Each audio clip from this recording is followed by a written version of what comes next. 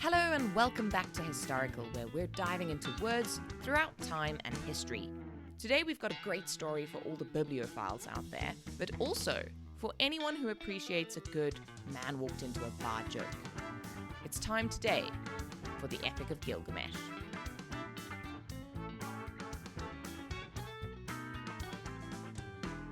In the mid-19th century, scientists were starting to unearth evidence that the Earth was a whole lot older than anyone had ever imagined. This caused large parts of the scientific community and the population at large to panic and set off a frenzy of archaeological activity trying to uncover evidence that biblical stories were true. Around the same time, the young George Smith was developing a burning fascination with ancient Assyrian culture and history. He fed this by loitering in the British Museum during his lunch hours, nosing around the cuneiform tablets. Eventually, and presumably because they realized there was no way to get rid of him, the museum set him to work analyzing the tens of thousands of clay shards that had been shipped in from present-day Iran and which had been sitting around in dusty boxes ever since. They came from the remains of the Library of Ashurbanipal, which had been discovered and excavated by Hormuzd Rassam, an Iraqi Assyrian Assyriologist. George Smith worked on these for 10 years, translating the cuneiform writing, searching for evidence of biblical tales, and generally having a cracking good time. But if he enjoyed himself doing that, it was nothing compared to what he felt when he eventually came across a flood narrative that resembled the story of Noah so closely that he was completely overcome with excitement and started stripping in his office. So, the next time you ask yourself if you actually enjoy your job, remember, that's your benchmark of job satisfaction. Now, George Smith was excited because he thought he'd found definitive proof that these religious stories were true in the most literal way possible. But that's not necessarily the case. The similarity of these stories across multiple texts can be argued from both perspectives, right? So, by both those trying to refute and those trying to prove literal proof in these stories. It's a fascinating debate that we aren't even going to attempt to tackle. But what George had definitely uncovered was the oldest piece of extended literature in the world.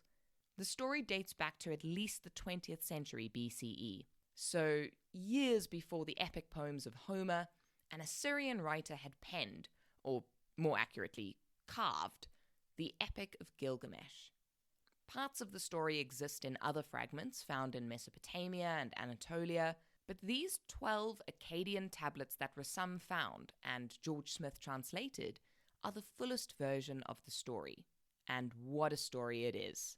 If anyone is still laboring under the delusion that the ancient world was a boring place in which you tilled a few fields, said a few prayers, and then popped your clogs out of sheer boredom before turning 30, listen up. So, Gilgamesh is the king of Uruk. He's 60% god, 30% man, and 100% jackass. He keeps the men in the city too exhausted to revolt by forcing them to take him on at sports all day. This is not really a fair match, given the 60% god factor, and he claims all the brides on their wedding nights. Basically, he sucks, and nobody likes him. So the people cry out to the gods for help. The gods, presumably feeling a bit bad because of the whole 60% god thing, respond by creating a man to be Gilgamesh's equal, hoping that will stop his oppression. But they don't create another part god, part man, maybe because that didn't work out so well the first time. Instead, they create Enkidu, who is more part man and part wild animal. Unfortunately, the gods seem to be so pleased with themselves at this stroke of brilliance that they then neglect to give him any instructions whatsoever. He hangs out with wild animals all day and helps himself to the locals' food because they're not already suffering enough. Eventually, the locals get completely fed up and send a temple prostitute to seduce him, thinking that that will tame him. Bizarrely, this actually works, and the obliging prostitute-turned-animal tamer takes Enkidu to a shepherd's village to learn about the ways of civilization, something the gods have also apparently left out. In the meantime, Gilgamesh has been having dreams that a new best buddy is on the way. Like tyrants everywhere, he's afraid of things he can't control, and he still loves his mum, so he goes running to her for help interpreting his nighttime visions. The shepherds are a friendly crew, and they invite strangers round for a bite and a bed whenever they pass through. Over dinner one night, the talk turns, as it does, to local news. After the sports and the weather, they tackle the hot topic of Gilgamesh gatecrashing people's weddings.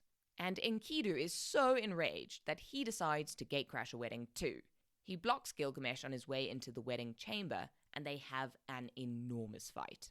But then Enkidu realizes that Gilgamesh is much stronger than he is, and gives up, and they decide to become besties instead.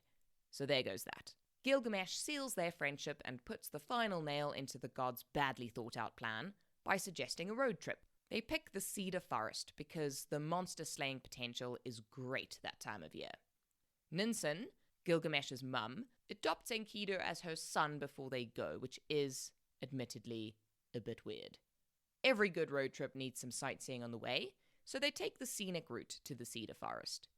Gilgamesh has 5 terrifying dreams on the way about falling mountains, thunderstorms, wild bulls, and a thunderbird that breathes fire. Because he's still an idiot, he decides that these are good omens. When they eventually get to the cedar forest, a fierce battle breaks out between them and Humbaba, the guardian of the forest. The boys are terrified, but they whisper some very sweet nothings to each other, so that's nice. Seeing that it's all about to go completely south, the sun god steps in and ties Humbaba up in 13 winds. I'm guessing he just forgot to bring rope. This makes Humbaba much easier to kill, and Gilgamesh and Enkidu celebrate by chopping down half the forest. A little while later, and back home, the goddess Ishtar notices how great Gilgamesh is looking in his armor and how marvelous he is at killing things. But Gilgamesh rejects her because, apparently, she doesn't treat her lovers very well. So that goes to show that irony was alive and well in the ancient world. Ishtar doesn't take the rejection as well as she might, and sends the bull of heaven to avenge her honor. The bull obliges by wreaking havoc in the city. Enkidu and Gilgamesh oblige by killing it. Gilgamesh shows a real stroke of maturity by throwing one of its legs at the rejected, and by now probably dejected, goddess. The whole city throws a massive party, but Enkidu has an ominous vision about a failure heading his way.